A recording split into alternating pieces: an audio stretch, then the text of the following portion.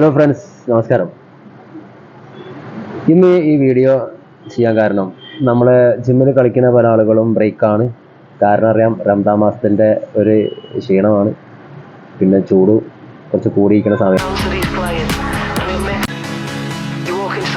പ്രോപ്പറായിട്ട് വർക്കൗട്ട് ചെയ്ത ആളുകൾ ബ്രേക്ക് ചെയ്യുമ്പോൾ ശ്രദ്ധിക്കുക, നമ്മൾ ഇത്രയും മാസങ്ങൾ കഷ്ടപ്പെട്ടുണ്ടാക്കിയ ബോഡീൻ്റെ ഫോമിംഗ് ആണ് നഷ്ടപ്പെടുന്നത് എന്ന് ആലോചിക്കണം.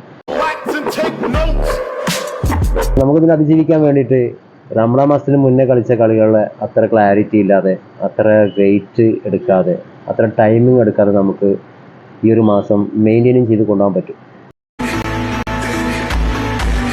അതുകൊണ്ട് തന്നെ ആരും ബ്രേക്ക് ചെയ്യാതെ ഒരു 1.5 മണിക്കൂർ 2 മണിക്കൂർ വർക്കൗട്ട് ചെയ്ത ആളുകൾ ഒരു 3/4 മണിക്കൂറോ 1 മണിക്കൂറോ അതിൻ്റെ ടൈമിങ് കുറച്ചുകൊണ്ട്, വെയിറ്റ് കുറച്ചുകൊണ്ട്, നമ്മളുണ്ടാക്കിയെടുത്ത ഫോമിനെ നിലനിർത്തിക്കൊണ്ട് നമുക്ക് ജിമ്മിൽ വർക്കൗട്ട് ചെയ്യാവുന്നതാണ്.